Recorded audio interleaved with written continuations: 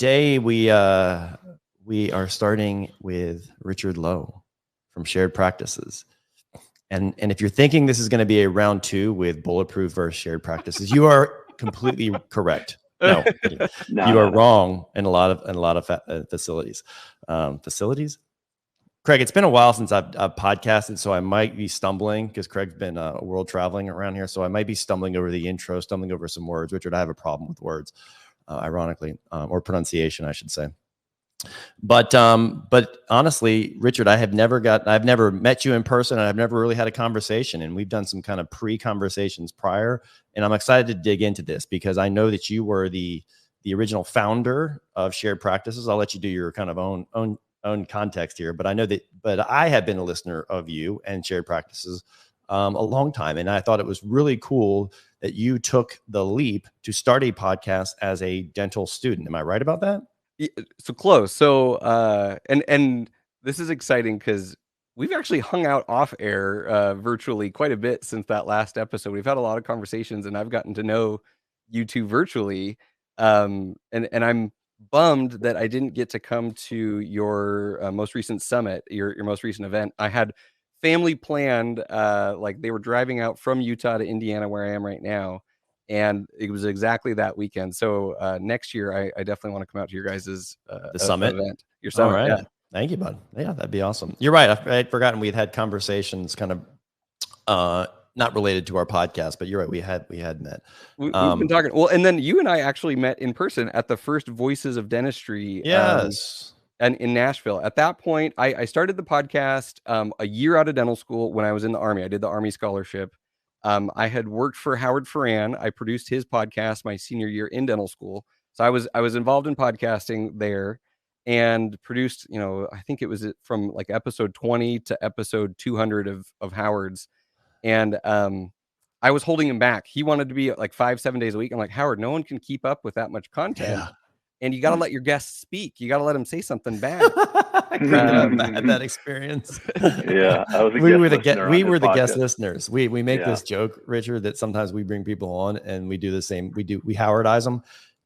But it's funny. Like we both went on Howard's podcast and kind of just sat there with his punt. He just went on these rants, and I was like, okay, like good talk. Yeah. So we call it guest listening when you come on as a guest and you don't say anything, you just listen.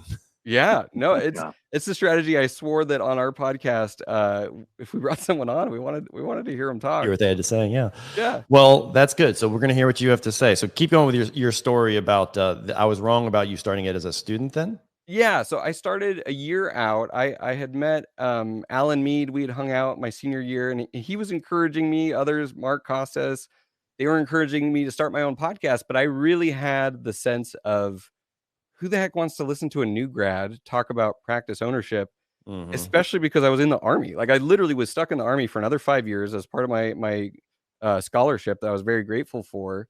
But I couldn't put into action what I was learning about practice ownership. I just had angst. And so that's what the podcast was born out of. But you were talking about practice ownership, but you didn't have a practice, right? Meaning you weren't like military dentists who also owned the...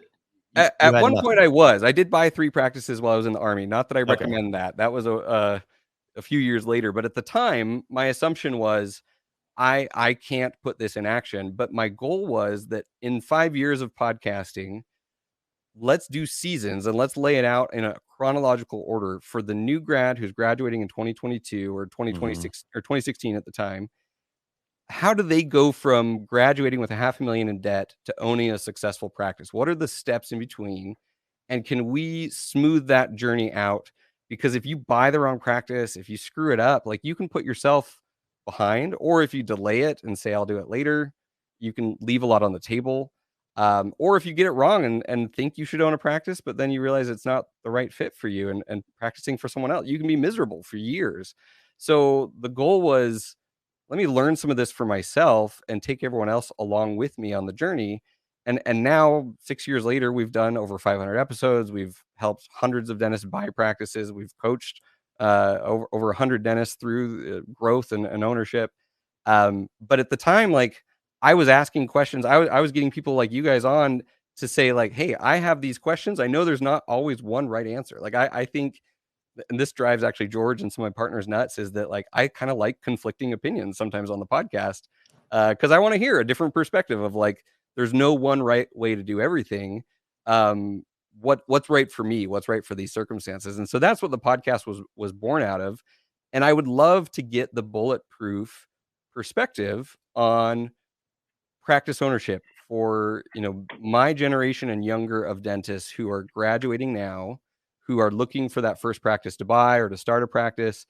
And we can assume we'll make an assumption with a caveat at the beginning, and the assumption is this is an entrepreneurial, owner focused dentist. There's all sorts of ways to do dentistry without being a practice owner, and they're all fantastic, and they can be a great fit for everyone. And that's why the first season of our podcast was, is practice ownership right for me? And I don't know, have you guys ever seen anyone in your mastermind or any friends or classmates who like went into practice ownership and then realized like, I'm miserable. I hate owning a practice. So Richard, that's the most common scenario in my experience. And it might be biased because maybe the people that come to me or that are kind of drawn to me are the ones that are maybe dealing with something like that. So it might just be anecdotal, but I see a very common thread of like, this is what you should do. And whether it's the supply houses, the big companies, or the equipment manufacturers, but there's a narrative that says, in order to be financially successful, in order to like be at the top, the apex of the food chain, practice ownership is a must. And I feel like that narrative is adversely shaping the level of fulfillment for practices, because there are people that can be more economically and emotionally fulfilled as entrepreneurs or associate dentists than owners. And I just don't know if people are equipped to know early on what's right for them. Yeah. And that's the unfortunate thing. You have to go through it only to realize at a certain point that maybe this was all wrong. In fact, I have a call today at 5 with somebody that's a classmate of mine thinking about joining the mastermind. And it's just that. I've done everything. I'm producing X. I'm doing, this. I have everything right, and I'm not happy. And I think we oftentimes say this: the greatest curse is to get everything you thought you wanted and still be unfulfilled.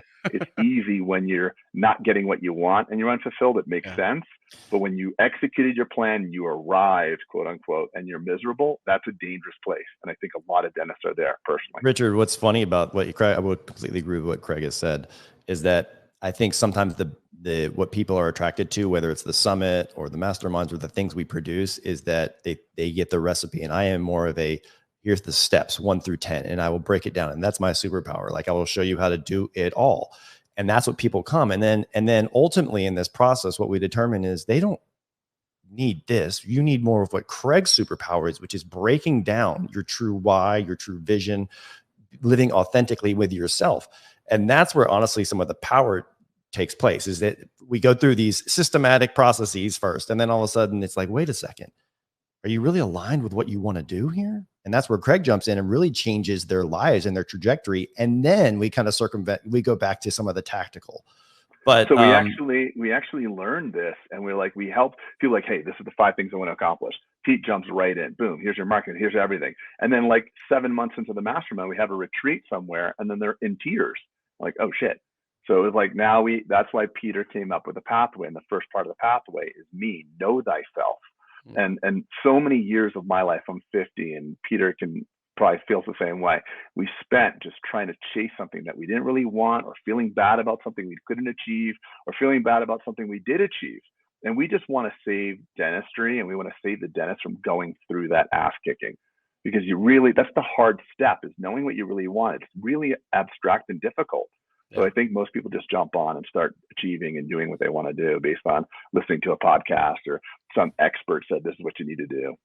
Yeah, I have a friend here who he did a dental startup with a company that specialized in startups, and he got a few years into it and realized he hates running a business. He's like, I hate marketing, I hate managing a team, I hate hiring, I hate having the hard conversations, and I'm not making good money here because of all of that.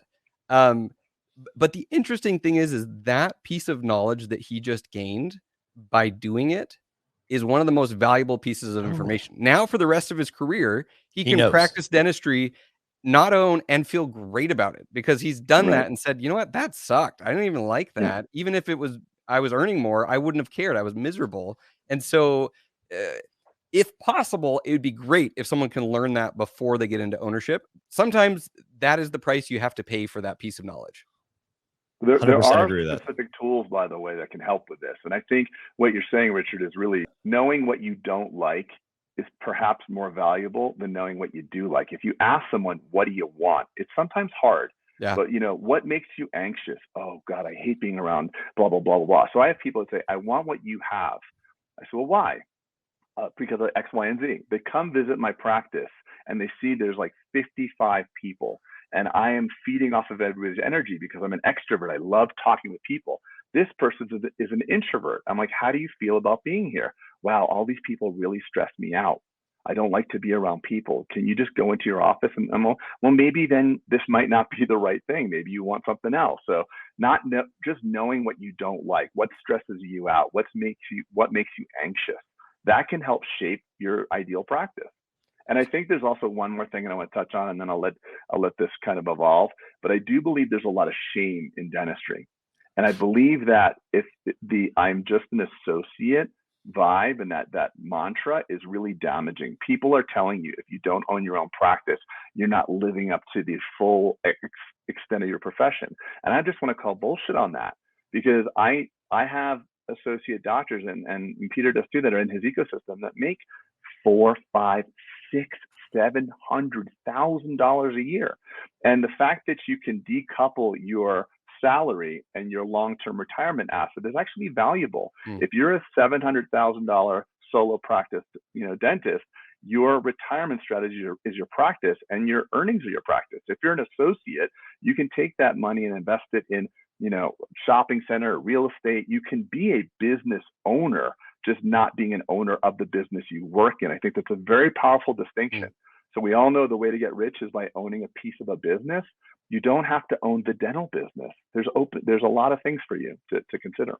So Craig, when I lecture to dental students, there's 3 questions, and this is why season 1 exists of should I be a practice owner? Because I didn't want to oversell practice ownership, nor shame people who decided this isn't for me. And I wanted people to self-filter. They listen to season 1 and they realize, okay, this whole podcast about practice ownership, it's not right for me. I'm not going to keep listening. So, but I do have 3 questions that I ask, and then a spectrum that I help people kind of think about. And I would love your feedback. I would love if you have anything to add to this. So the first question is, am I willing to take risk? Do I have stomach for risk? Because a business, you got to take on debt, you got to grow, you got to make hard, risky decisions. That's part of it, and there's an associated reward with that risk. There's also pain points and times where you fail and you hit bumps and you lose money. So that's question number 1. I'm going to go through them real quick, and then I want your guys' feedback on all 3. The second is, am I willing to learn how to run a business? Am I willing to learn? I don't have to know everything about being a business owner, but am I excited about business ownership? Am I excited to learn that aspect of things? And then the last is, am I willing to work on being a leader? So am I willing to work on managing people? Do I enjoy helping others and developing others? And overall, if the answer is like, I think so, yes, then there's this spectrum of clinical to entrepreneurial that most dentists fall on. And where do you fall? You're like, man, I would love to do nothing but teeth and have the business run by someone else, versus on the other end, I love business and systems and growth and all these opportunities. And that informs kind of the type or the style of practice that you would lean towards. What are your thoughts on those 3 questions? Should I be asking something else? Should I add something? What would you change? I have one suggestion. I love it. And the fact that you even do this, the fact that you're even offering some sort of preliminary filter, you're just doing such a service to dentistry, Richard, that others are not, because they're skipping that step. This is what you should do. And that was a genesis of round 1. The should do this. And I think the should creates the shame and the problem. So kudos to you for asking that. One thing that I think, and I think those are great questions, is it's more about appetite than aptitude. So are you willing? Do you have the grit? Are you hungry? And at the end of the day, it's aptitude. Are you good at it? Are you the type of person? There's certain people that are just born or not born, but they've created an identity where they want to step out in front. They're comfortable stepping out. Doesn't mean a macho man or a strong woman. It's just there's all different sorts of leadership styles. But some people, it just violates their core belief about who they are.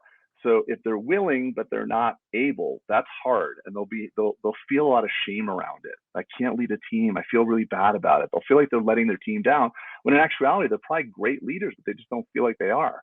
So I think not just the appetite, but the aptitude. Are you the type of person that usually takes risks? Not are you willing? Because Peter was extreme kiteboarding before he ever opened up his first business. It's not, he's just a risky guy. Are you the type of person that loves to learn? Not just willing, but are you the type of person that like dives deep, like getting into crypto, all these different things? And then are you the type of person who oftentimes leads in situations when the shit hits the fan? Are you the guy, the gal that says, hey guys, come follow me? So it's not just appetite, it's aptitude. And I think that is great. And there's no better predictor of the future than your past. I love it. If you're those types of people in the past, then you're probably going to be that person in the future. Those I knew, and just one more thing. Great questions, though. Go ahead, I Greg, just sorry. knew one thing is I was willing and ready to make less money and do what I wanted to do. I had something in me I had to express, and I was willing to make far less money and fail just to say I did it. So it wasn't a willingness, it was a must. It wasn't a should, it was a must for me. We talk about goals, Richard, and we talk about this a lot. I love the prep questions that you give people because it makes you sit and ponder, right? And you have to start being authentic with what you're talking about. My gravitational pull with being an owner and a multiple owner was so strong that, to Craig's point, I didn't care what it took. I was burning the boats left and right because I didn't care what it looked like. Because I knew, I always say this, I got one ticket on this planet. This is what I was born to do, and I'm going to do it. It would come hell or high water. So my pull was, no one was pushing me along the path of, I was an associate first, actually, for a very prestigious practice, doing pretty well here in Atlanta. But my pull was so strong that I wanted to get out of that safety nest, and go towards ownership. But I knew those questions would be, I answered those questions for myself because I just knew, I was like, I'm never going to be happy being second chief. And I think I said that to her, actually, my employer at the time. I was like, I'm never going to be a good second general. I'm just going to be honest with you, because I knew myself at that point. I'm not going to be a good, I don't take commands well. As a matter of fact, we go through like these, it's called culture index, Richard, and we help our masterminders learn like kind of who they are and what kind of person they are, and like through examples. And when they did mine, he actually said, he's like, have you ever had a job? Because you're unemployed. He's unemployable. Right. And by the way, I am as well. Like my leadership tendencies, like it's crazy. I'm a little bit more hireable than Peter, but it's like innate in our DNA. Yeah. Yeah. And knowing that about yourself versus like, I was in the Army for 6 years. I had to take orders, do what other people said, go other places. Like I'm a little bit more malleable. And so like compared to some of my other partners would probably, George and others, fall under that category of unhireable in terms of not Craig, having control of your destiny. I've got something to add to it, Craig. You probably never knew to Richard's military thing. You were kicked out of the Army? I was commissioned in the Air Force. I had an Air Force dental scholarship. Air Force dental scholarship. They paid for all of my schooling up to a certain point. Of what point I realized I can't give the military 4 years because I want to do something different than what it is. So I actually got commissioned and got an honorable discharge because of my CO at the time. I had a heart-to-heart with him. I said, dude, I don't think I can do it. I want to do X, Y, and Z. It's like, you know what? Maybe the military is not right for you. But my dad, my family comes from the military. My dad was a Navy officer, right? Too. And so little tidbit, Craig. I don't even know if you ever knew that I was actually a captain, commissioned as a captain in the Air Force before I was a dentist. That's amazing. I didn't your name a captain. That'd be cool. The funny thing is, like, they were paying for all this school, and then he said, all right, no big deal. And being so naive and not understanding how the process worked, I was like, all right, well, they haven't asked for their money back. That's pretty cool. They paid for all the school. Like, no one said anything about it. And so my dumb ass is moving all along. My first tax refund, by the way, I was expecting like $40,000. I got nothing back. Yeah. They remembered that money, by the way. I thought, like, I was like, oh, the government forgot. They forgot about me. We're happy. Go get that money. They got that money, that's for sure. So I paid it all back. But anyway, sorry, Richard. I just thought that was an interesting little sidebar. That's hilarious. No, and the government does not forget. I definitely am going to steal the appetite versus attitude versus aptitude, and if that's on my slides, there will be attribution, but I will now. Yeah, code Craig Spodak, redeemable on Amazon. I love it. So with that, I also think there's a third category, and this is something I've been thinking about a lot recently and realizing recently. We teach this spectrum of like clinical to non-clinical and a bunch of practice models that fall along that spectrum. I think there's also another outlier that the three of us might fall on, which is the serial entrepreneur who has to constantly be building something or teaching or working towards something, like the true visionary that just can't sit still. And it's not that like enough is never enough. It's just fun to build things. It's fun to have a vision. It's fun to, and that's the dentist who, builds up to 4 and sells and moves to another state and does it all over again. And just like, then starts a mastermind or, does X, Y, and Z. And I've realized that I'm in that space. So I just want to continually have the opportunity to help others innovate, be an entrepreneur, and have continual opportunities. And that's where I've settled. Is like, okay, that's the kind of dentist I am, is I need to be able to continue to do new things. And that's hard to do in a single practice that you're not changing or growing or any of that. Where do you guys fall on that spectrum? Does that resonate with either of you? Does that sound crazy? How many of the mastermind members that you guys run into also fall into that category? That totally resonates with us. I call it kind of being a shark, and a shark, has to keep moving to put that water through its gills, or else it doesn't do so hot. And so, right. And so you're talking about just constantly having progress, constantly building. You are a builder, quote unquote, Richard, right? You want to build things, and that's where your flow is. Your happiness state is. And same with me. Like I like building and creating. Same with Craig. That's why he built that, his building. It was a joy. It was a passion of his. Going to the masterminders, I would say that I think it's rarer than you think is where I'm going to go. Wouldn't you agree, Craig? Yeah, I think the narrative of I'm a builder and I want to do this, I want to do that is fairly common, but the actual people who do it is far less. I see that. I think there's it's a pervasive problem in dentistry, Richard, in my opinion. It's this cut and paste narrative that we hear someone say like, well, I have a multiple practice owner, or I do $2 million a year, and it's like, I want that too, cut and paste. And they skip the step of the bulletproof, we call it bulletproof pathway. They skip the vision and the authenticity where you're working through, like, do you really want that? Is more money, more responsibility, more risk going to make you happier? Right. And at the end of the day, that's the only KPI that matters, right? Is the happiness KPI. Yeah. And if you're living inauthentically, it doesn't matter how much money you're making. It doesn't matter how many practices you own. It doesn't matter how many people you're leading. If that's not what makes you happy, like all your KPIs are out the window. Totally. Yeah. So that's a very common conversation. The most common conversation is, hey, I'm listening to your stuff and this is what I'm doing, and what's the plan? The plan is usually, the common conversation is, I'm going to get to blank, I'm going to sell. And it's usually a younger guy. It's not a 60-year-old guy. It's a 30-something. And I'm like, okay, and then what? And then it's always a blank stare. What do you mean? I've sold. Like, what are you talking about? I'm like, well, you have this money. You have to. And Peter and I say this all the time. When you exit your business, you have to take your money and invest in another business. You can't put your money under the mattress. It's losing 15% per year or whatever the CPI is. Well, technically 9, Craig. Okay, technically 9. But I'm just saying you have a responsibility now to invest in another business. And now you're investing in a business that you may know nothing about.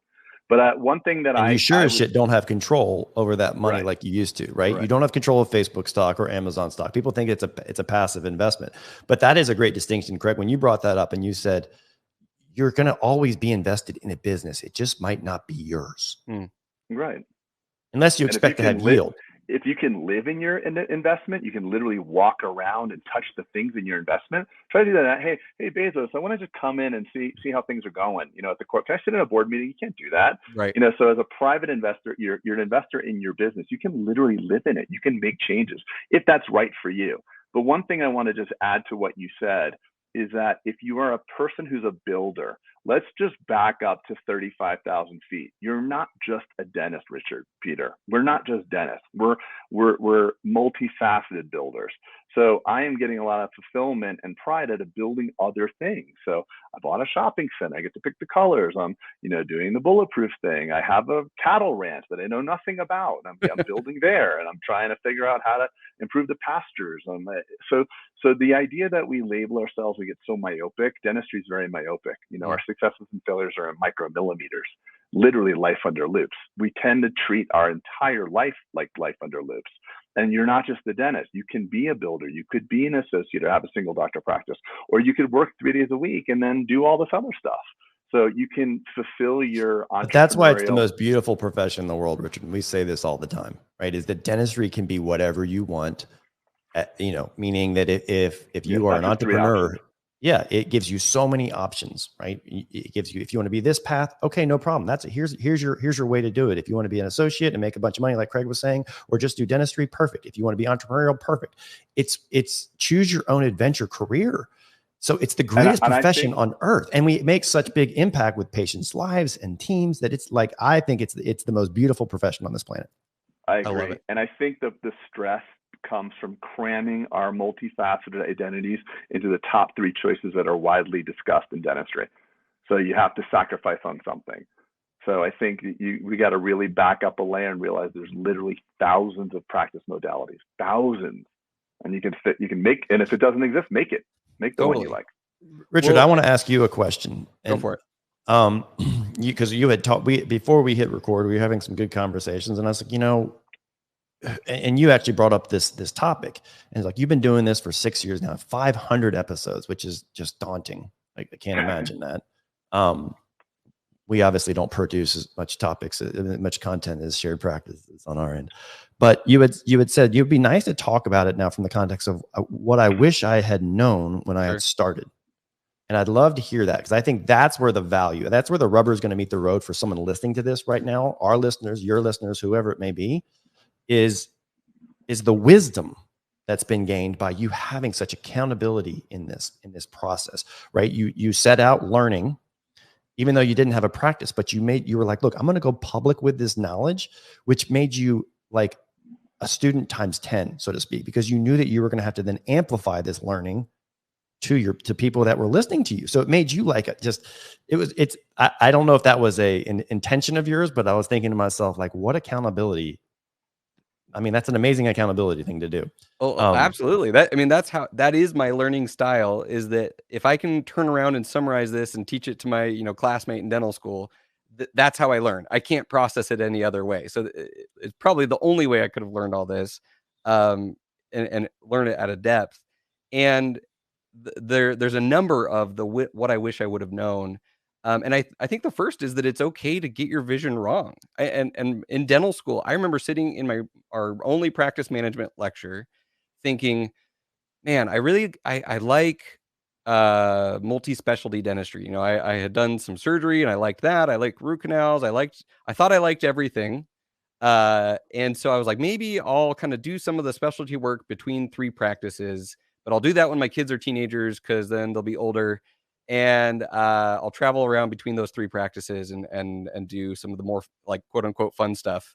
And that was my vision. And that was why I did the 2-year AEGD in the Army. I did a residency, got surgical training, got to do implants and wisdom teeth and molar root canal under a microscope, which I have 2 microscopes in my basement. If any of your listeners want to buy a microscope, they're global, the 4-step, they're great. Can't sell them. Are they next door to your E4D by any chance? There's a Form 2 down there. Okay, perfect.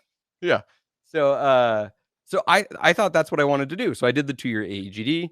I ended up, through a weird set of circumstances, buying 3 practices while I was still in the Army. In my last 2 years of the Army here in Indiana, I did medical recruiting for my last 2 years in the Army to get home to Indiana sooner, and bought 3 practices and started to live this vision of traveling around between these offices. And I realized that I hated it. I hated it because there's not all the equipment you need. They're not used to scheduling these specialty procedures. It's a huge disruption to the practice. You don't get really efficient, and you can't follow up super well with these patients after these, more complex procedures. And as time went on, I was just like, man, maybe my vision kind of was not what I thought it was going to be. And I actually came to the point where I pivoted away, and I had bought those practices with some partners, and I walked away from my equity. But because we had bought right, we bought practices that were good cash flowing practices. There was plenty of meat on the bone, and me walking away was a great thing for them. It was a great thing for me, and it worked out because we had bought right in the first place. And so, wait. When you say walk away, good for you, by the way. I want to make sure I understand this. You meaning you walk away, you got bought out, or you said, "Here's my equity, you can have it." Here is my equity, and they refinanced me off the debt. You know, it's like okay, so we were we were 18 months into paying down the debt, and so I technically had some differential there between, you know, what had been paid down and what we had bought together. And I walked away. I walked away from that because it wasn't my vision. All three of them? Good for you. Good for you. And by the way, Rich, you got lucky and made money, but let's just say that you were going to lose money. You know, there's three currencies in life, we always say: emotion, time, and money. Money's replenishable. Your emotion and time might not be. Let's just say the money was so costly to you, you said, you know what, I'm just going to fricking grind this out for 15 or 10 years. And the cost to you and your family are huge. And I think you hit the nail on the head. I'm so happy you're talking about this. We're going to get it wrong a lot. And I'm going to get it wrong soon again, and you're going to get it wrong. And it never stops. You'll be, 85, God willing, and still learning. That's the beauty about the human experience. There's no shame. We're refining it constantly. I think the only thing I could say looking back is have more grace for myself. Number one, like I screwed up, no big deal. And then number two, when you realize you screwed up, let your pride go and just pivot. Because I would say I had a multi-specialty idea. It's going to just be like dental school. I'm going to hire all specialists. So it was literally a pyramid where the whole practice exists to support the specialist. As we all know, specialists are better people than general dentists, and they're deserving of higher percentages of revenue into perpetuity because you spent those couple of years. So for the rest of your life, you're ordained to get more percentage than the GP. We all know that. That's a rule written in the gods. You would do well in the Army because that's how it works in the Army. They are the gods of the hierarchy. Army. Right. They're God. So they'll be treated as such. God. And for the rest of the life of my business, it will make no money. And I literally stayed in that for a long time. My top line was astronomically large, and I promoted that to everybody, but the bottom line was anemic, and it took a long time, and that was well into my 40s that I was still doing that. So I think get the information, get over your ego, and pivot. And I think that's just it's a cycle. It keeps happening and happening, and just do it till you get it right. And the key is, if you, and this is the part of shared practices that I want to make sure we've done a good job of, which is, if you've bought right, you will always have options to pivot. If you've done the right startup, if you've done this well, but if you buy an awful practice, to pivot is even more painful because it will cost you money. You will have to walk away from things. It's still doable. I love where you're talking about this. Pause here for a second, Greg, if you don't mind, because I love how he said this. Like, yes, it is for, quote, what is your appetite for risk? But I believe if you do the proper amount of due diligence, which I believe that's what you teach in your curriculum, Richard, is that it's an asymmetric risk. It's an asymmetric return, potentially, meaning that your downside is somewhat limited. It's totally limited, by the way. Yeah. Okay. All right. Totally limited. I want to go a layer further. Let's see. But I didn't finish.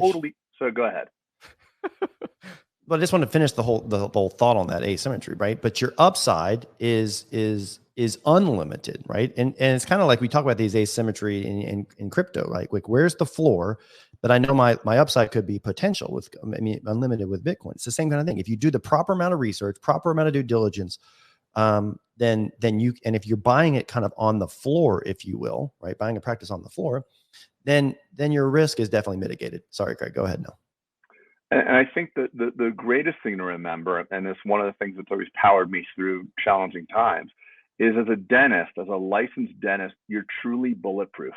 Pick a spot anywhere in the United States that you like, and you can actually make a living there. No one can repo your dental education.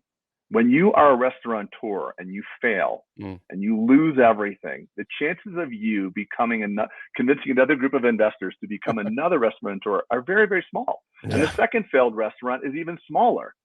So we have the luxury of having a skill that no one can take from us. Right. In fact, it might even be an internationally available. I can't speak to the international laws, but pick a place in Europe even. I'd love to live in coastal Italy. I'm sure they would love an American trained dentist. You have the world as your oyster. So even if you bought totally wrong, you're stuck, you're in debt, blah, blah, blah. There's so many pivot points for you. You're still a dentist. You're still a dentist. Yeah, it's amazing. And if you knew that, it's like that question, what would you do if you knew you couldn't fail? You know what I mean? And that's what it's like to be a licensed dentist. What would you do if you knew you couldn't fail? Your worst case scenario is being an associate in like coastal California or wherever you want to live. Maybe not California for people, anywhere you have that ability. Yeah. No, so then can we arm people with enough information to make them dangerous? And that was season 2 of acquisitions. How do I find the right practice, buy right, and get it to the point where you're like, looking at the numbers, I think this is it. I think there's growth potential here. I think this fits my vision. I think this practice is going to be successful, but I still want to do my due diligence. And for a while, we were having listeners send us P&Ls, and it was George and a team of trained interns. We were helping people evaluate practices, and we did hundreds of practices like this. And George was doing this since like D2 year. He was evaluating practices, and he was nailing the potential and the upside and the growth because he can see the matrix. Not everyone can see the matrix in terms of the numbers and the data. And so then how could we make that more accessible? He's a polymath. You know that, Richard? Is he really? He told us he's a polymath. Okay, I actually didn't know this about George. I don't. Can you give? Do you remember that word? Yeah, I think Rain Man was right. No, I don't think so. Okay. But I think polymath, someone is just a genius at numbers, kind of thing. He definitely is. He definitely is a genius at analytical stuff for sure. Sorry, Richard, I cut you off. I was wanting to throw in the word polymath. And, well, for a while, we would have people who were sending us like practice evaluations, and we told them, hey, we're not doing free practice evaluations. We don't have this as a service. Please stop sending us P&Ls. But now we're on the back end where with our coaching department, we now have an accountant. We have our head of coaching. We can help people evaluate practices. But the goal was get people enough information that they're dangerous, where they can say, lemon, fantastic. Let's do the due diligence on this one. And that's the amount of free knowledge that it's like, let's just put this out there. Let's talk, 8 episodes on profit and loss statements as a podcast, which is kind of an awful idea. Like that is a really poor idea of audio content because talking about P&Ls seems like the most boring thing in the world. But if they have that appetite that you were talking about earlier, Craig, then that's what they want. This is the gap of knowledge. That's the gap that I had. It's like, I don't understand looking at the numbers of a practice, if it's a good deal or not. I need someone to help me. So we did enough episodes, and now it's like, okay, now I can read P&Ls and evaluate potential practices, and now we have a team that helps people do that. But that's the practice level evaluation as a service. You guys have that? We do, yep. So we do buyer's rep due diligence. So we'll help evaluate the practice. We've got a legal team to help with. Well, okay, we are not licensed lawyers in any states at this point, but we have some lawyers that we have preferential arrangements with that can help people do the asset purchase agreements and all of that. At some point, we would love to in-house that fully, and we're working in that direction, but we're not there yet. That's cool. And so now we can offer that. But for a while, it was behind the scenes. We were doing all of that. But the key is what you guys were talking about earlier is if you can pair this with your vision. So the practice evaluation in a silo tells you, yes, this is a good or a bad asset. Yeah. But if you can then say, what do I actually want in life? What's the practice dream? What's the vision? What's the lifestyle? And we can match that with here's the steps. Here's the practice models. And these are the types of practices you would buy to grow into that. That's where it gets really fun. And that's the exciting part. That's what we love to do. So I think it's cool that you say that too. And not everything that counts can be measured. And if you're the type of person that really likes to invest in team and your leadership, I would rather have a less performing asset with a great culture than a high performing asset with a toxic culture. So I think I think we all as dentists overstep all that when choosing an associate or when choosing a practice. We just assume it's going to be just to our liking. I have so many masterminders that have hired an associate and they've never really understood the philosophy of dentistry.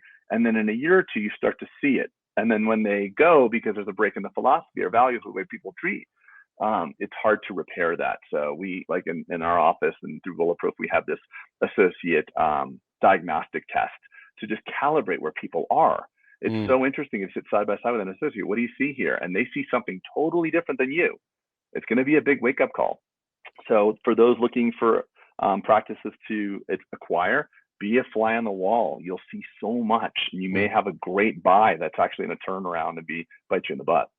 And that's, culture is probably one of the hardest things to accurately assess before you buy the practice, like, of everything, because it's one of those things where some quantum law where you can't observe something without changing it. With an acquisition, if you observe the culture and say, hey, we're buying the practice, like, the culture goes in disarray because everyone's all like worried and stressed and all these things. People hate change. They do. Yeah, but the Google reviews and the word cloud will give you it. When you see team mentioned 7 or 8 times and treat you like family, those are the key words of great culture. Absolutely. Team. You know, when the patients will identify your practice. If you don't know what your practice stands for and you're confused about who you are in the marketplace, go look at your Google reviews and look at the word cloud, and you'll see what you really are. And that might actually help you with your mission and vision statements. You may think your service is a smile or 30 minutes or less, but really it's about team, family, values, treating you like great customer service, blah, blah, blah. That's the stuff that culture, we did a whole season on, because the issue was we convinced people practice ownership was financially worth it. Hopefully they filtered themselves if they were right for practice ownership. Then we taught them how to buy a practice, and then we're like, crap, we better arm them with the tools to be successful. And so we did a whole season on culture and leadership. And so my dad, he got his master's in organizational behavior. He's taught crucial conversations like with Vital Smarts and taught executives and done all that. So him and I did like a series of 6 or 7 episodes about how to have difficult conversations, how to establish these values. Alex Sharp Family Dentistry, he's one of the partners in our group right now. He has nailed this. He has got culture down. He's come to the summit 3 times now. He's been there a lot. Alex is awesome. Alex has spent years learning this, living and breathing this, putting in the hard work. Yep. And so it's hard. Investing in culture in your team is really hard because you have to live it. You have to put the time in. You have to get ooey gooey sometimes. You have to deal with all the drama. It's all the BS. special sauce, Richard, that that you can't teach, and there's not a process for it, and it's not a follow this 1 through 4 steps. It is an amalgamation of a lot of things, right? It's not put this in and you're going to have culture. It's so much. Well, it's actually just, it's you as the leader or, it's owner you, of the practice. Yes. You have to evolve yourself to a point, whether that means evolve and extract yourself or, grow people, but it's the true single ingredient that cannot ever be faked or gamed or hacked. And everyone knows it. And that's why Google probably spends hundreds of millions of dollars trying to decipher what's real and what's not. And that's why they have an elaborate algorithm to figure out, is this a real organization? It's just a bunch of bullshit. 20 years ago, it's the guy with the most amount of bucks could actually be the best. Now you have an advertisement, then you go to social, then you go to the review, then you go to Instagram. It's really hard to fake it now. Yeah, no, absolutely. Well, can I share with you, I would love your guys' thoughts on like 2 of the cores. We teach a 2-day course on practice acquisition, analytics-based pre-ownership. And like 2 takeaways that if a dental student or a young dentist is listening to could really like sink their teeth into. And I would love your thoughts on this. So the first is that a 2 hygienist single doctor practice is so much more everything, profitable, sustainable, simple than a 1 doctor, 1 hygienist, 1 assistant practice. That like 3 team member and then the front desk person, the 111 is what we call it. That is such a small business that it is harder to grow a $400,000 into an $800,000 practice than it is to take an $800,000 practice with 2 hygienists, 2 assistants, 2 front desk team members, and grow that into a $1.2 or $1.5 million practice. Have you guys seen that? And I see the real estate as one of the initial limiting factors. You buy a practice with 3 chairs, you have put a pretty hard ceiling on your growth at that location without a big transitional, painful move somewhere in there. So, and so many dentists do that. They say, I want to buy the smallest, lowest risk practice. I want to comment on this. I want to hear your thoughts, Peter, because I hear this a lot, right? So you are right. Dentist, first off, I agree with the ratio 1 to 2. I think 1 to 1 is too anemic. And I think 1 to 3, all you're doing is hygiene checks all day long. Yeah. Okay. So, but temporarily 1 to 3 is good. And I'll touch back on that later if we need. But so many times, Craig and I we say, well, I'm building out a 6 operatory practice, but I'm only a plumb 6, but I'm only going to build out 3, right? And you're thinking to yourself, like, you're planning for, like, and I understand that finances are stuff, but a lot of the expenses in the plumbing and the things like that, by the time you put in a chair and put some cabinets in, is it really that much more money? Right. So you're almost like bottlenecking yourself psychologically in the beginning, in my opinion. Again, this goes back to know your why and know who you are first. But I've never heard a dentist in all of my career say this: I should have gone smaller. I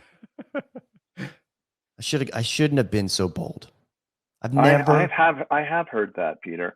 Okay. I was just telling you my personal, I've never heard someone say I shouldn't have built such a big office. I've never heard that. You might have that context. Now, I have people all the time, Richard, saying I have a capacity issue.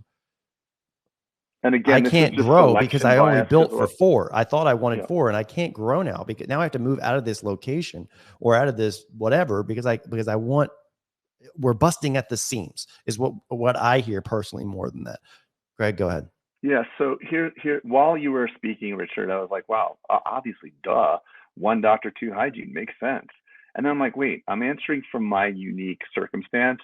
And again, I would ask that doctor that asked me 1 and 1 or 1 and 2, what do you want to do? And I think this is important because that doctor could say, well, I've just completed a residency and my thing is all on 4, and I love doing surgery to prosthetics, or I do direct resin veneers, and this is what I love doing. Different answer for those different types of people. So I think that I know practices that actually don't have hygiene. That's not my specific area, because for me and Peter, holy smokes, hygiene's a lifeblood. That's the best thing ever. It's your at-bats is what I say. That's your at-bats. But they're spending $700-800 per acquisition in their marketing, and they're doing well, and they're doing what they like. And that's a cool model too. So I think when we answer it's a cool model like until you have a recession, though, Craig. Remember, I had that model in 2008 and I got my ass kicked. Not the model without a hygienist, but like being very boutique and specialized is a beautiful thing in a bull market. When you start getting into where the economy is potentially a little bit fragmented and who knows what's going to happen, people get scared. And so I would not advise people to do that. Right. But speaking to the person like me who is willing to make less money to achieve my vision, you couldn't convince me of that. So it's fine. And I just want to be the counterpoint to saying, hey, a question like that for me is after steps 1 through 4 or something like that. But yeah, for me, 1 and 2, of course, 1 and 1, no chance. Right. I mean, thank God, same day dentistry, when you have an active hygiene practice, is a miracle, is amazing. Well, and with that, if you then take that ratio of 2 to 1, hygienist to dentist, and you look at the real estate, and what we want to avoid is these no man land. So like everything that you can do with 1 hygienist and 1 doctor, you could probably do all of those same things if you also had 2 hygienists. Maybe not. And if you're going to do all on 4 all day, like we have a denture and implant group, and we've just opened 5 denture and implant offices that have 0 hygienists and have a lab tech, and you never have to check hygiene. But the flip side of that is even if you want to do a lot of specialty stuff, having 2 hygienists, your office is going to have more at-bats, more profitability. But you take that ratio and you look at 4 chairs. So 2 for the hygienist, 2 for the doctor, and then multiply that out. If you are thinking you want to be a 2-doctor practice, it'd be really nice if each doctor could have 2 hygienists and 2 chairs to work out of. And so if you buy a 5-op practice and you think you're going to be a 2-doctor practice, you're setting yourself up for like 0 elbow room and just frustration, and you're bottlenecking your own growth. So knowing ahead of time, man, do I want to be the solo? This is the me show. I'm gonna crush this, just me, no one else. Then great, 5 operatories, maybe 6 operatories. You have plenty of room. But if you're thinking, man, I'd love to grow and have another doctor here, have some more time, Christine's chasing the pug here in the background for any of our video viewers. It's like that news reporter. I remember that meme. Yeah, with the palming the kid. Exactly. You gotta own that, by the way. You have to just bring this kid in at that point. But anyway, oh, sorry, I should have brought the pug in. Yeah. But at that point, you can put yourselves in these places where the real estate ends up being a rate limiter. So I would say 3 or 2 operatories is one of those kind of no man's land of like, you might as well just have 4 or 5 and have 2 hygienists, or 5, 6 operatories and you're trying to do 2 doctors. You'd be so much better off if you had the 7th or the 8th. And knowing that before you ever buy a practice at least informs what you're buying. That's the kind of information we're giving people before they've ever bought or started. What practice size would that you guys evaluate practices for acquisition? What do you think is the most valuable size? So I'm going to flip your question, right, to looking at it from an investor standpoint, going backwards, because the value is only what someone's willing to pay, right? So what do you think is the magic sauce or magic size for the right size for investing or buying a practice? So it would be a ready to grow 2-doctor practice that has been a 2-doctor practice and kind of contracted. So it has the facilities of a 2-doctor practice. So 8 ops kind of thing. 8 ops, 7 or 8 ops with 1 doctor who took over for this other doctor as they retired. And there's just like 5,000 inactive patients to pull on. Like that is the dream. 5,000 inactives? Yeah, I mean, you've got 4,000 active, and there's just a ton of patients on the Craig, books. you were going to say something before I flipped it back onto the investor side. I just want to address the elephant in the room. And I'm unlike Peter, I go down rabbit holes in dental chat rooms on Facebook, and there's a very consistent narrative, at least in my experience, of let's go hygiene free, hygienists or Primadonna, blah blah blah. It's really destructive. And I think of all the things that we're doing, Peter and I, especially the Bulletproof Mastermind, is the Bulletproof Hygiene segment that we've developed. So many years ago, my top hygienist went to go see Peter's top hygienist because she was doing $500,000 per year. And at that time, it was like the 4-minute mile. It's like, it's impossible. Your legs will break before you do it. And then, of course, as soon as someone breaks that record, everybody else can do it. So what we've been able to do is take these hygienists, and we have several now that are doing $300,000, $400,000, $500,000 a year. Wow. In collections, because we've created a Bulletproof program to incentivize them and make it good for the practice, good for them, and good for everyone else. And don't ever worry, I think, and this needs to be said, about a hygienist making X dollars per hour, because if they're actually being paid 33% or less in the collected dollars, I don't care. You're winning. If it's 60 You're winning. It's or a triple 70 win. Or 80. Yep, and dentists, you need to understand that. Don't let that bother you. It's winning for you. I'd rather a $27 an hour hygienist that produces $400 per day or $300 per day is very expensive. Richard, you probably see what Craig is talking about, right? I don't get on Facebook for that whole reason of that, but you probably see like people will actually break down. Well, the hygienist is making too much right now without the context of, well, what are they collecting? What are they collecting for you? And we go even more extreme. We are so hygiene led in practice growth that what happens is people don't hire their next hygienist that they need to grow. Right. And this is the transition that we specialize in, is the 1 to 2 doctor growth, because there's so many pain points. If you get stuck in this like 3 hygienist no man's land area and you're not purposeful, you need open hygiene capacity to grow, which means you need to pay a hygienist to sit with an open, empty schedule sometimes. Yes. And if you're not doing that, you have cut your marketing growth, everything off at the knees, because you can't get patients in. But that means you are paying a hygienist to do nothing some of the time. And some people cannot stand that in principle. It's an investment. And that's what people understand is you're going to lose. Just like your pano, though. Just like you're going to lose in the beginning. Yeah. Probably you're going to lose in the beginning because it's an investment until you can get that person busy, right? It's not just bolt on more revenue. When you're booked out 6 weeks, I know it's a badge that everyone loves to rock, but that's not good for your business. No. So if you have a hybrid PPO practice, meaning you have PPO and you are fee for service, but you're 7, 8, 9, 10 weeks booked out, those fee for service patients are not going to wait. I always say that PPO practices grow fast like weeds. Yeah. And fee for service practices are like growing tomatoes. The tomatoes take time, but the weeds will choke it out. So you've got to weed your practice. And that means that there's a slow trajectory that when you start getting really booked up, you may want to look at dropping one of the lower paying PTOs slowly and methodically, because if you're booked out and you love it, you're going to stay booked out. And that's for us then where the metrics enters all of this is, okay, I want to be a productive solo, which is what we call a single doctor, 2 hygienists, bread and butter, profitable, predictable, simple. We can do that over and over. Or I want to be a group practice, a 2-doctor practice, productive group, where we've got 2 doctors, we've got 4 hygienists, but you're buying the 3-op practice and you're saying you want to go to group. Right. You've created so many hurdles for yourself along the way. And then say that even if you do buy right, then there's that decision fatigue of the new owner who buys a practice, gets into practice ownership, and they've heard all of these systems on podcasts, on courses and seminars, and they feel like they need to change everything. Deciding which change to introduce your practice when is the most important part of being a practice owner. And without metrics and usually someone else helping you look at everything together, it's really hard to objectively look at your business from the outside, because it's so difficult and emotional from the inside. You see the personnel, all of the drama, what it feels like inside the practice. It's hard to be a business owner when you are in the chair, in the operatory. And so that's where having someone else look at things with you, look at the metrics, and then decide this is the bottleneck, this is the low-hanging fruit. Based on your vision, if you want to go here, this is what we need to change. This one metric, and we're not going to focus on 5 things. We're not going to change 10 things in your practice over the next 6 months. We're going to change 2 things, and we're not going to burn the team out.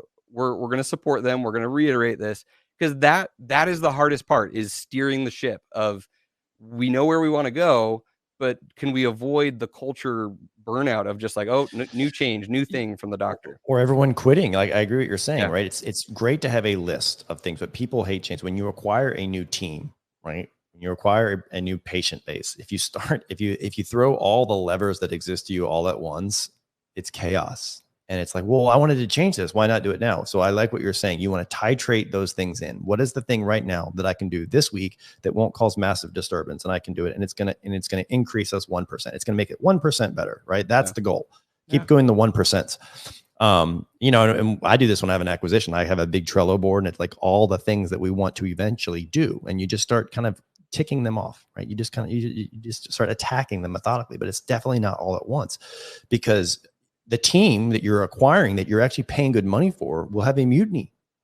Yeah, probably. And now what did you buy? Yes, you bought patient charts, and you bought patient, and you bought goodwill, but you're more than likely going to have some attrition on that as well. And it might be good attrition, meaning it might not be the patients that you want anymore. Yeah, that are not aligned with this new kind of direction of the practice. But make no bones about it, you are paying for that. Right? So you just have to be okay with it. But you definitely don't want to lose the team, because you start losing the team, you watch how fast the patients leave. Because that's usually what they're coming for. Mm-hmm. It's not you.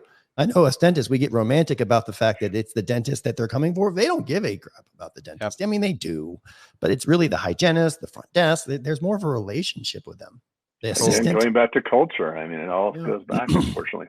Yeah. So how do you steer a ship and increase culture over time, and not burn that culture as you take it in the direction that you want, and steer too hard and have too many pivots and too many changes?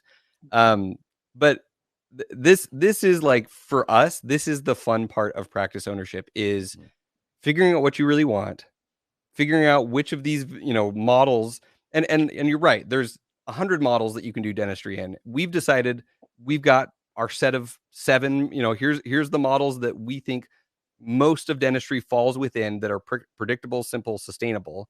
Here's why we think these are this way. There's other ways to do it too. If you don't want to do any of these models, that's totally fine. But here's how the metrics can dictate the changes and the moves between these models. And eventually you have to get to that point where you are fulfilled and happy and doing the things that you want to be doing, whether that's dentistry or something else, or investing in other things. We want to get there together. And I think there's so much alignment between what you guys have built and what we've learned and we've been helping people with. It's a lot of fun, and I'm excited to come to your guys' next event. So do you guys have like the 2023 dates yet, or are we still a little bit out from that? I don't know if it's been set. I know that, excuse me, I know that there has been, believe it or not, there's so many resorts that are so busy. So we are trying to find defining where we're going to go location wise that can serve the most people. Right. Nice. And so we're actually looking at kind of in the Scottsdale area, just because that seems to be kind of a Vegas Mecca, and Vegas, right? And make it fun for the team. So we want, our thing, Richard, is we really have pivoted into it. First couple ones was doctor. And now we're all about the team. And that's what our kind of masterminds do. It's the magic doesn't happen by you learning how to do X, Y, and Z. The magic happens by you bringing your team and spending time with power and proximity with these people and other teams, and start rowing the boat together. Right? That's why we have a 10 times. That's why we have the 10-time guarantee. So if you don't produce 10 times what you spent, we'll give you your money back, because we know if the doctor goes alone Monday morning's all pumped up and no one was there, and the level of team engagement, it's almost like send your team to the summit and don't go, and then get the hell out of the way. Really? So or send your team to the mastermind and don't go, but then to get the hell out of the way, because they're going to learn how to. We have several people, Richard, several doctors who've joined the mastermind only for their office manager, who we have a separate track for that, and their hygienist, and they don't come to the doctor one because they're like, I'm good, I'm really good. I really want it. I'm doing it more for them, is kind of what they say. And that's such a beautiful, selfless thing, is to spend it. It's a big investment, right? And then they make this big investment in their team. And then lo and behold, they're like, holy shit, this was amazing. But they weren't even the ones that came to the mastermind, so to speak. Yeah. But it's really two parts: learn and get out of the way. If you learn and block them, it's a problem too. Well, and that actually happened to us. So the funny thing is, when I think George came on earlier, he talked about the difficulty in selling our in-person events. We actually sold out all 4 of those events and hosted full events. How did he not know this? Yeah. And that was the conversation right before Richard stepped in as CEO, right? Or no. It was a team effort. And so we have our pre-ownership event, which is like the dental student pre-owner. I need to know how to find the right thing that fits my vision. We have our analytics-based practice management, which is our main flagship course for dentists who especially want to grow from 1 to 2 doctor and beyond. Here are the metrics and the paths to grow, and then build a team and a culture around that. And then the most surprising event for me was exactly what you just said. We got out of the way. We let our coaches and our head of coaching, Suzanne Rassi, and our other coaches, they built the analytics-based office management. So this was our office manager course. That was our best course, hands down. Our other courses were our framework, and I love them. But our coaches and Suzanne, they built a course for the office managers, and it was all of the culture, leadership, systems that we're talking about. And to see the office managers there, and I got to experience it with my office manager next to me, taking the course together. I wasn't teaching it. And to see the light bulbs turn on and the gears turning, that's the most satisfying thing. And so despite George's frustration with in-person events, we're still doing them. So we've got October, November, December. We've got one of each of those, the pre-owner, then the analytics-based, and the office manager one. And I just think the in-person, you can't replace that experience of when the light bulb goes off for those team members. And then exactly what you said, Craig, you just get out of the way. Yeah. It's so hard to do, by the way, that getting out of the way. So difficult. No, and when the light bulb turns on, the team doesn't understand the light bulb that's turned on in your head. And to trust them and to build them up as leaders, to give them the grace to make mistakes and really empower them, that's the challenge. And that's the heart of being a leader in a practice. One thing I want to say, and without getting too touchy-feely here, it's a process of being a little bit kinder to yourself, and then in turn you're kinder to other people. When you're really demanding and hard on yourself, high detail dental type people, we're not only hard on ourselves, we're hard on other people around them. So it's kind of a full circle grace for yourself and grace for your people. It doesn't happen without both. Interesting. I never put the dots together on, they see if you're beating yourself up, their stress levels of crap, what's he going to do to me? What's she going to say to me if I screw up? So they're going to see that. I never even connected that. I love that. Yeah. Perfectionistic people hurt themselves and others around them. So it's a little bit of I didn't want to get too touchy-feely, but I had to say that. So it's a good thing to arrive at that point where you're kinder to yourself and kinder to others. Well, you guys are still invited. I know we threw that out there. There was a conflict. We'll talk afterwards. But I'd like to see how does someone find your dates on that? Yeah, so events.sharedpractices.com. You can go to sharedpractices.com and click on the events. And we've got those all on there, and we'd love to see people out there, whether they're dental students, pre-owners, office managers, practices who are trying to figure out, okay, what kind of practice do we want to be? We'd love for you to be there.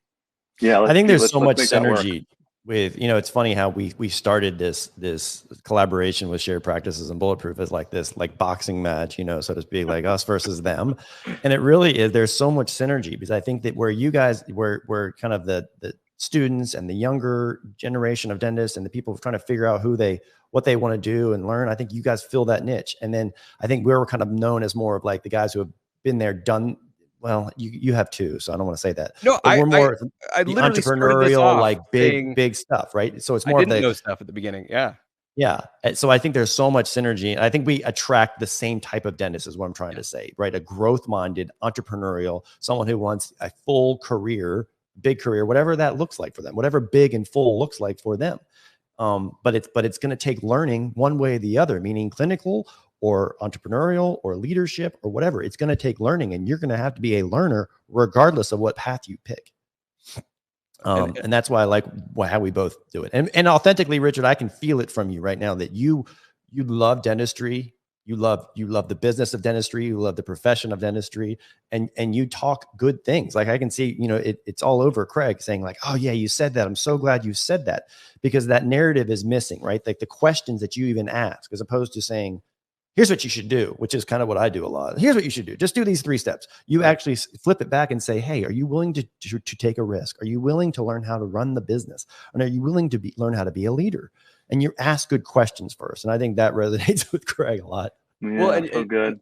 I've updated my framework based on this conversation today. So I've taken stuff, I was writing stuff down. And like I said, I'm stealing stuff on future slides, and I'll be throwing stuff out. Like Craig told me this, Peter told me this. I really appreciate the conversation we got to have today. Thanks for it's awesome. Yeah, I'm really grateful that we put this together, because it's been very informative for me. I'm really proud of what you're doing. I hope that doesn't sound patronizing. No, I'll take it. I'm just happy that you're doing it, because you have a microphone with a large audience, and it's really a responsibility, and I want you to be inclusive and speak to everybody, and you're doing it. You're walking the talk. So you're good for dentistry, and I'm proud to know you.